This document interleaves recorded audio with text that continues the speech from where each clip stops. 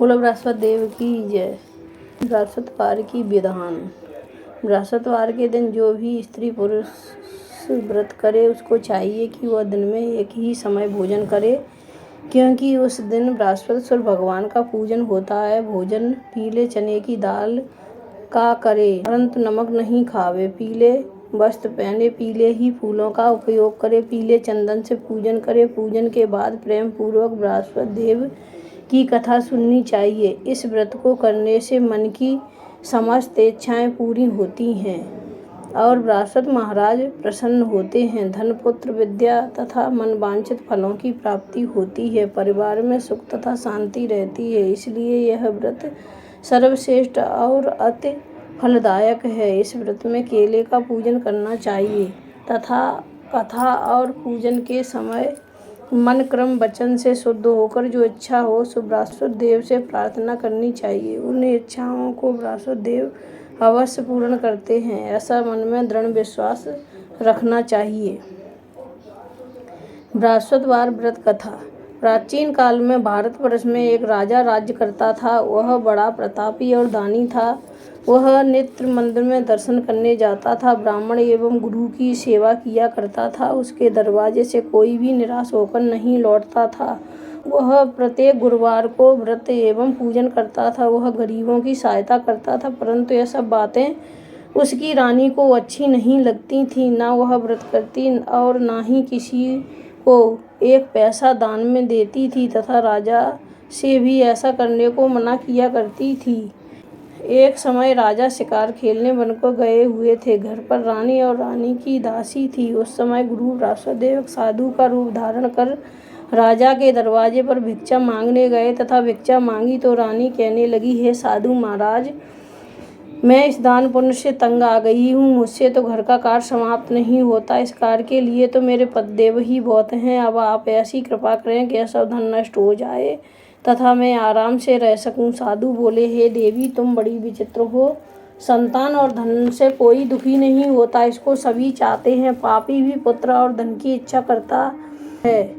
अगर आपके पास अधिक धन है तो भूखे मनुष्यों को भोजन करवाओ, प्याऊ लगवाओ, ब्राह्मणों को दान दो, धर्मशाला बनवाओ, कुआं, तालाब, बावड़ी, बाग, बगीचा आदि के निर्माण करवाओ, निर्धन मनुष्यों की कुंवारी कन्याओं का विवाह कराओ और अनेकों यज्ञादि धर्म करो। इस प्रकार के कर्मों से आपके कुल का और आपका नाम परलोक में सार्थक हो जाएगा एवं स्वर्ग की प्राप्ति होगी। मगर वह रानी इन बातों से खुश न हुई। वह बोली, हे साधु महाराज, मुझे ऐसे धन की भी आवश्यकता नहीं है जिसको और ही मनुष्यों को दान दूं, जिसको रखने उठाने में मेरा सारा समय बर्बाद हो जाए। साधु ने कहा, हे देवी, तुम्हारी ऐसी इच्छा है तो ऐसा ही होगा। मैं तुम्हें बताता हूँ, वैसा ही करना। बृहस्पतिवार के दिन घर को गोबर से लीपना, अपने केशों को धोना, केशों को धोते समय स्नान करना, राजा से कहना कि वह हजामत बनवाए, भोजन में मांस मंद्रा खाना, कपड़े के धोबी के यहाँ धुलने डालना।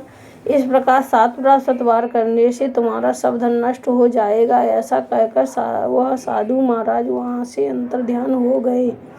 रानी ने साधु के कहे अनुसार वैसा ही किया। 3 बृहस्पतिवार ही बीते थे कि उनका समाप्त धन नष्ट हो गया और वह भोजन के लिए दोनों समय तरसने लगे, संसारिक भोगों से दुखी रहने लगे। तब वह राजा रानी से कहने लगा कि रानी, तुम यहाँ पर रहो, मैं दूसरे देश को जाता हूँ, क्योंकि यहाँ पर मुझे सभी मनुष्य जानते हैं, इसलिए कोई कार्य भी नहीं कर सकता। देश चोरी परदेश भीख बराबर है। ऐसा कहकर राजा परदेश चला गया। वहाँ जंगल जाता और लकड़ी काट कर लाता और शहर में बेचता।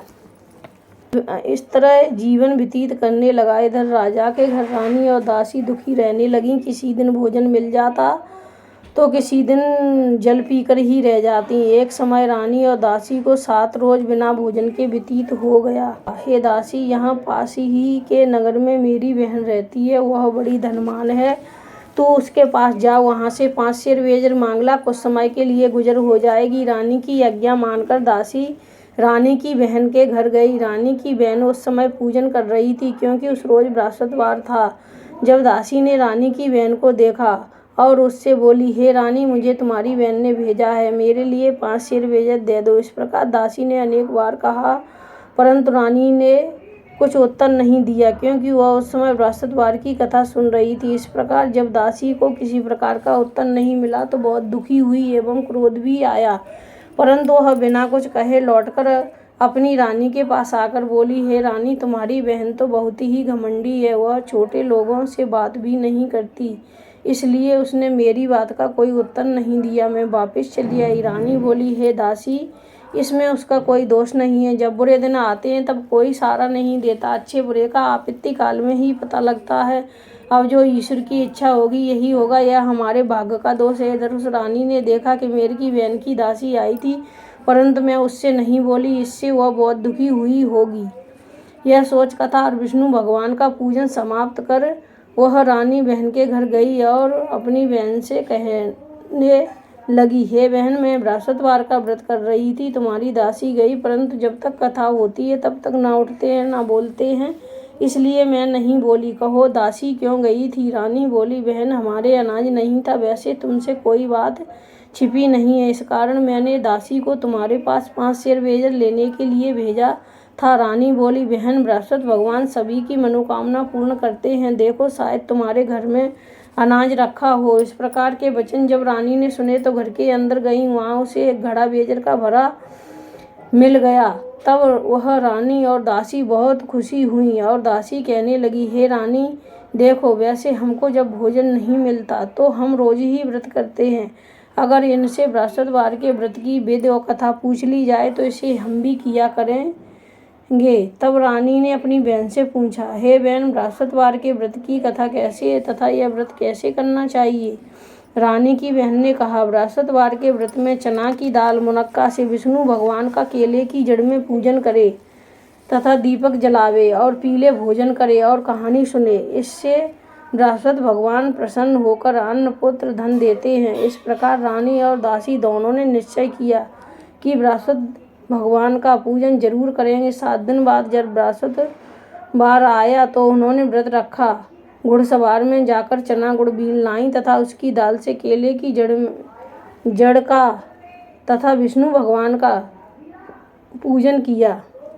अब भोजन पीला कहाँ से आए? बेचारी बड़ी दुखी हुई, परंतु उन्होंने व्रत किया था, इस कारण गुरु भगवान प्रसन्न थे। 2 थालों में सुंदर पीला भोजन लेकर आए और दासी को देखकर बोले, हे दासी, यह भोजन तुम्हारे और रानी के लिए, तुम दोनों खा लेना। दासी भोजन पाकर बड़ी प्रसन्न हुई और रानी से बोली, चलो रानी जी, भोजन कर लो। रानी को इस विषय में कुछ पता नहीं था, इसलिए वह दासी से बोली, रानी बोली, तू ही भोजन कर, क्योंकि तू हमारे व्रत में हंसी उड़ाती है। दासी बोली, हे रानी, एक महात्मा हम दोनों को 2 थालों में भोजन दे गया है, इसलिए हम और तुम दोनों साथ साथ भोजन करेंगी। तब रानी और दासी ने गुरु भगवान को नमस्कार कर भोजन प्रारंभ किया तथा अब प्रत्येक बृहस्पतिवार को गुरु भगवान का व्रत और विष्णु भगवान का पूजन करने लगी। भगवान की कृपा से रानी और दासी के पास फिर धन हो गया। रानी फिर उसी प्रकार आलस करने लगी। तब दासी कहने लगी, रानी देखो, तुम पहले इस प्रकार आलस करती थी, तुम्हें धन के रखने में कष्ट होता था, इस कारण सभी धन नष्ट हो गया। बड़ी मुसीबतों के बाद हमने यह धन पाया है, इनके दान पुण्य करना चाहिए तथा आप भूखे मनुष्यों को भोजन कराओ, प्याऊ लगवाओ, ब्राह्मणों को दान दो, कुआं तालाब बावड़ी बाग बगीचा आदि का निर्माण करवाओ, मंदिर पाठशाला बनवाकर दान दो, कुंवारी कन्याओं का विवाह करवाओ, धन को शुभ कर्मों में खर्च करो, जिससे तुम्हारे कुल का यश बढ़े तथा सुख की प्राप्ति हो। तब रानी ने इसी प्रकार कार्यक्रम करने प्रारंभ किए तो उनका यश फैलने लगा। एक दिन रानी और दासी विचार करने लगी, न जाने राजा किस प्रकार से होंगे, उनकी कोई खबर नहीं। उन्होंने गुरु भगवान से प्रार्थना की। भगवान ने रात्रि में राजा को सपने में कहा, हे राजा, उठ, तेरी रानी तुझको याद करती है, अपने देश को चलो। राजा प्रातःकाल उठा और विचार करने लगा, स्त्री जात खाने और पहनने की संगिनी होती है। इससे पूर्वक जब राजा परदेश चला गया तो परदेश में दुखी रहने लगा। प्रतिदिन जंगल से लकड़ी बीन कर लाता और उन्हें शहर में बेचकर अपने दुखी जीवन को बड़ी कठिनाई से व्यतीत करता था। एक दिन राजा दुखी होकर अपनी पुरानी बातों को याद करके रोने लगा। तब जंगल में ब्रह्मदेव साधु का रूप धारण कर आ गए और राजा के पास आकर बोले, हे लकड़हारे, तुम इस सुनसान जंगल में किस चिंता में बैठे हो, मुझको बतलाओ। यह सुन राजा के नेत्रों में जल भर आया और साधु की वंदना कर बोला, हे प्रभु, आप सब कुछ जानने वाले हो। इतना कहकर साधु को अपनी संपूर्ण कहानी बतला दी। साधु रूपी भगवान बोले, हे राजा, तुम्हारी स्त्री ने बृहस्पति देव का अपमान किया था, इस कारण तुम्हारी यह दशा हुई। अब तुम किसी प्रकार की चिंता मत करो, भगवान तुम्हें पहले सद्गुणवान करेगा। देखो, तुम्हारी स्त्री ने भी गुरुवार का व्रत प्रारंभ कर दिया है और तुम मेरा कहा मानकर बृहस्पतिवार को व्रत करके चना की दाल गुड़ जल के लोटे में डालकर केले का पूजन करो। अब कथा कहो और सुनो, भगवान तुम्हारी सभी मनोकामनाओं को पूर्ण करेगा। साधु को प्रसन्न देखकर राजा बोला, हे प्रभु, मुझे लकड़ी बेचकर इतना पैसा नहीं मिलता जिससे भोजन करने के उपरांत कुछ बचा सकूं। मैंने रात्रि में अपनी रानी को व्याकुल देखा है, मेरे पास कुछ भी नहीं जिससे मैं उसकी खबर मंगा सकूं।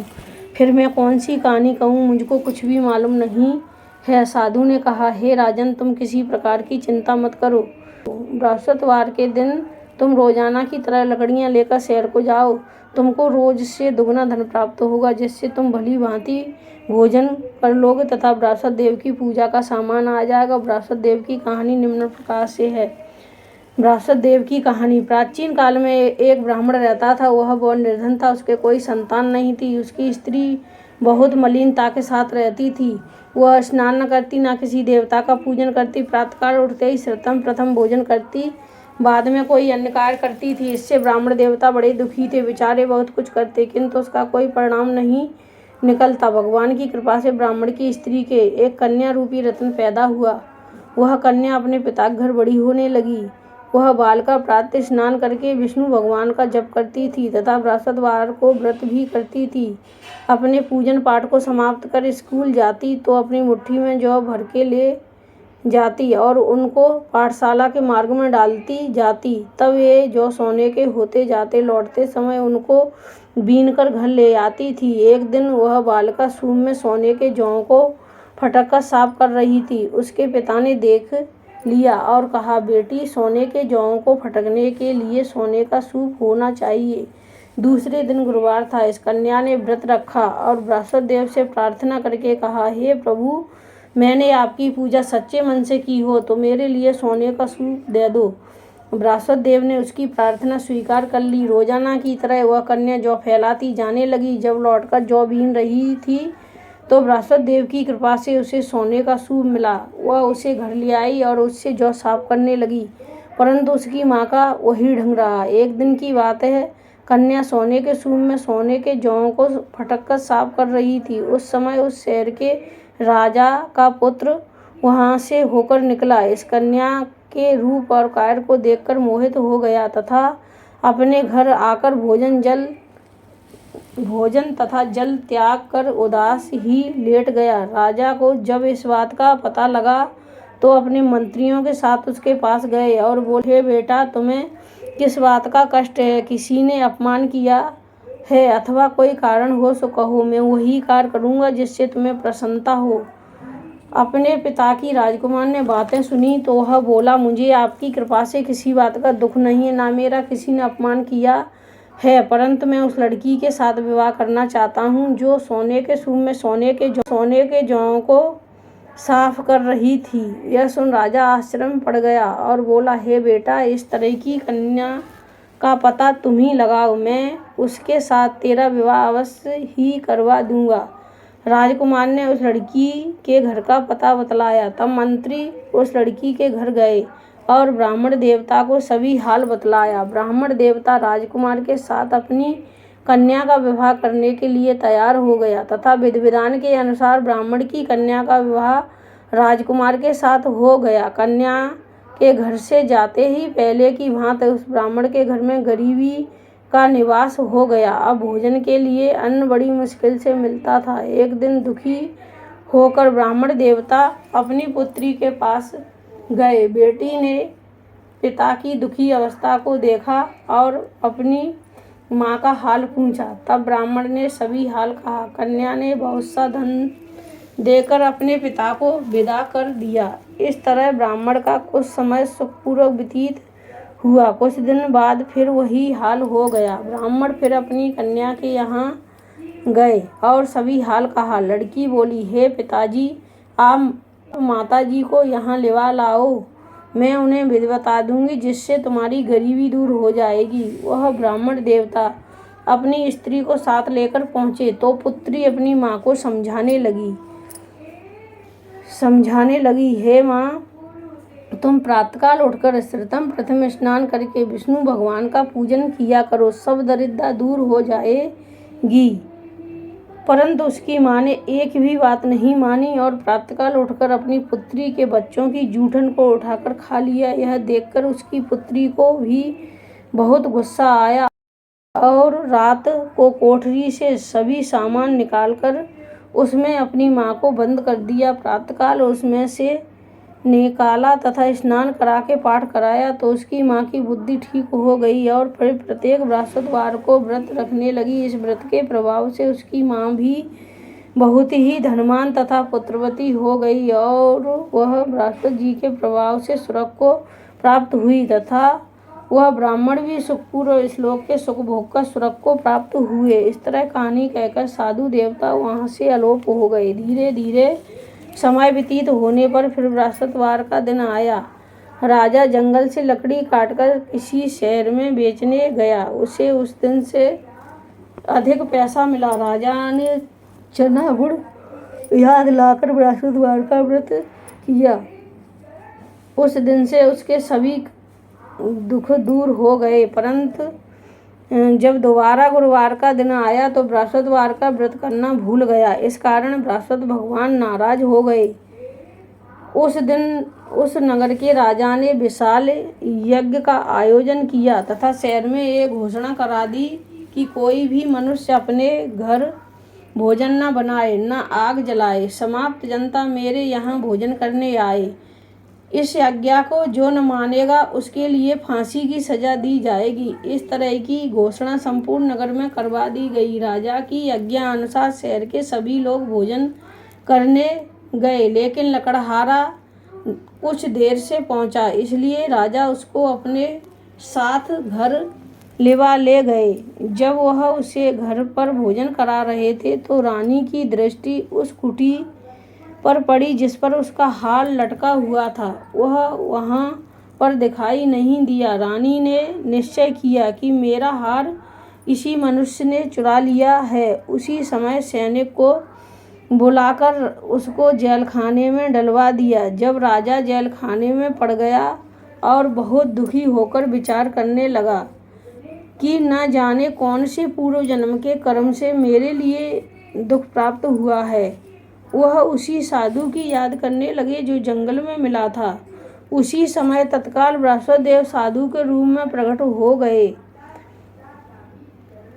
गए और उसकी दशा को देखकर कहने लगे, अरे मूर्ख, तूने बृहस्पति देवता की कथा नहीं कही, इसी कारण तेरे को दुख प्राप्त हुआ है। अब चिंता मत कर, बृहस्पतिवार के दिन जेल खाने के दरवाजे पर रुपए पड़े मिलेंगे, उनसे तुम बृहस्पति देव की पूजा करना, तेरे सभी कष्ट दूर हो जाएंगे। बृहस्पतिवार के रोज उसे रुपए पड़े मिले। राजा ने कथा कही। उसी रात्रि को बृहस्पति देव ने उस नगर के राजा को सपने में कहा, हे राजा, तुमने जिस आदमी को जेलखाने में बंद कर दिया है वह निर्दोष है, वह राजा है, उसे छोड़ देना।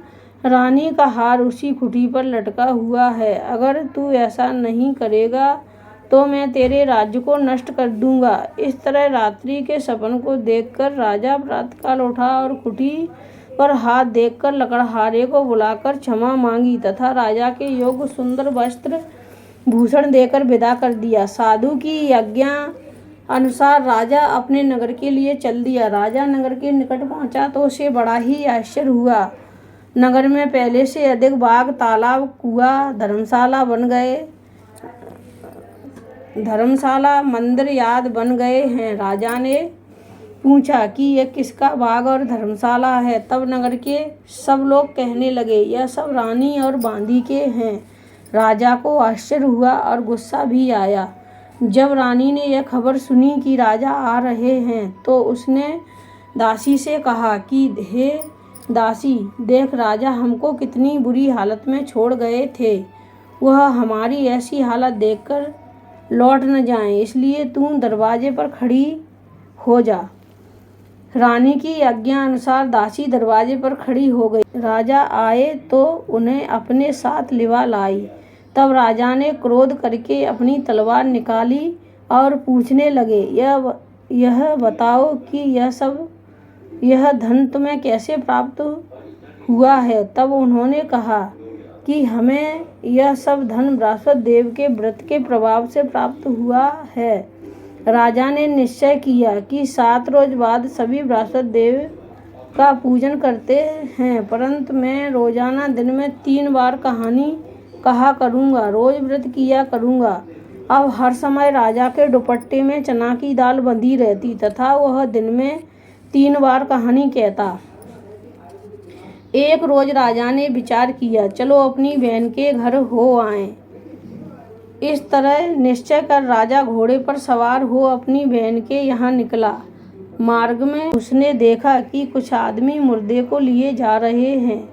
उन्हें रोककर राजा कहने लगा, अरे भैया, मेरी बृहस्पतिवार की कहानी सुन लो। वे बोले, हमारा आदमी मर गया है, उसको अपनी कथा की पड़ी है। परंतु कुछ आदमी बोले, अच्छा कहो, हम तुम्हारी कथा भी सुनने को तैयार हैं, सुनेंगे। राजा ने दाल निकाली और कथा कहने लगा। जब कथा आदि हुई कि मुर्दा हिलने लगा। जब कथा समाप्त हो गई तो राम राम कह के वह खड़ा हो गया। आगे मार्ग में उसे एक किसान खेत में हल चलाता मिला। राजा ने उसे देखा और उससे कहा, अरे भैया, तुम मेरी बृहस्पतिवार की कथा सुन लो। किसान बोला, जब तक मैं तेरी कथा सुनूंगा तब तक 4 अरैया जोत न लूँगा।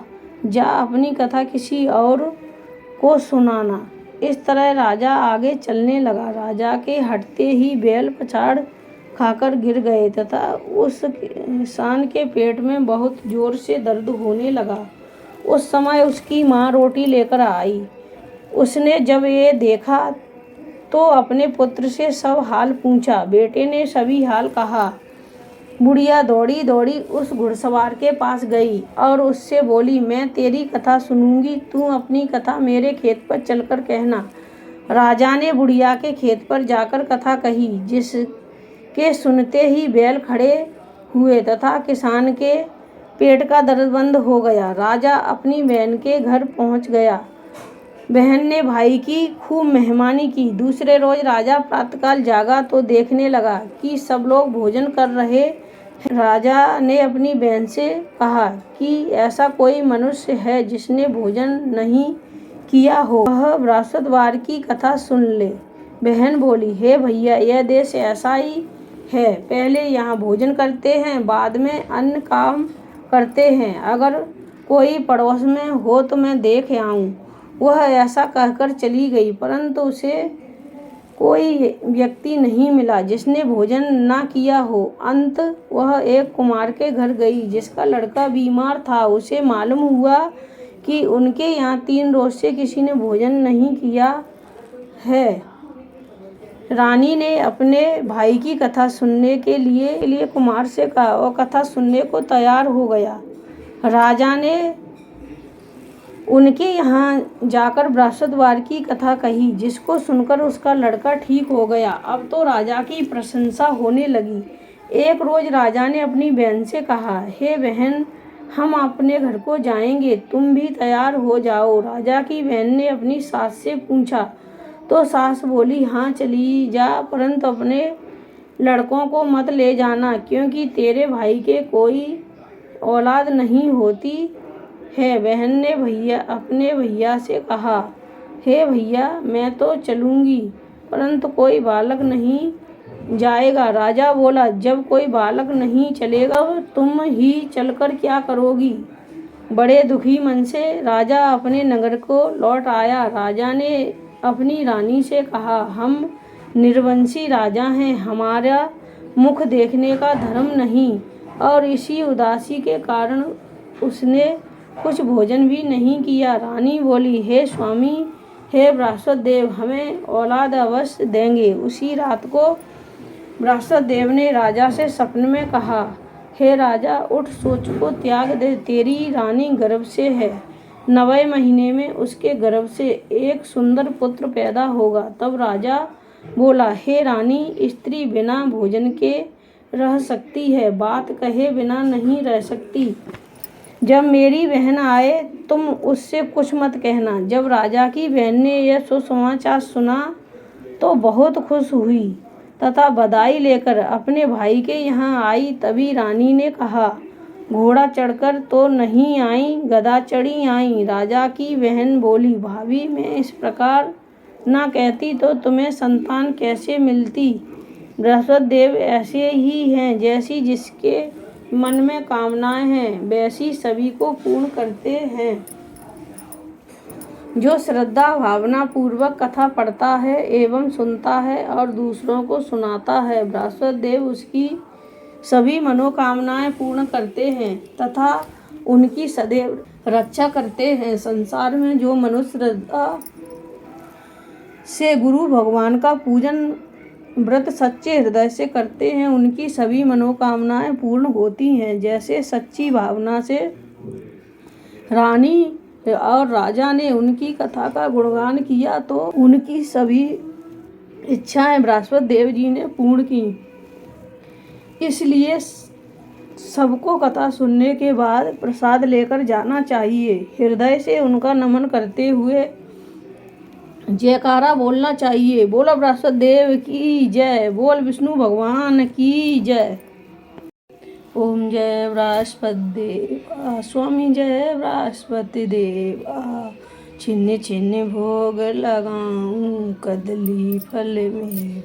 ओम जय बृहस्पति देवा, तुम पूर्ण परमात्मा, तुम अंतर्यामी। स्वामी तुम अंतर जगत पिता जगदीश्वर, तुम सबके स्वामी। ओम जय बृहस्पति देवा, चरणामृत निज निर्मल, सब पातक हरता। स्वामी सब पातक हरता, सकल मनोरथ दायक, कृपा करो भरता। ओम जय बृहस्पति देवा, मन धन अर्पण कर जो जन शरण पड़े। स्वामी जो जन शरण पड़े, प्रभु प्रगट तब हो कर आकर द्वार खड़ी।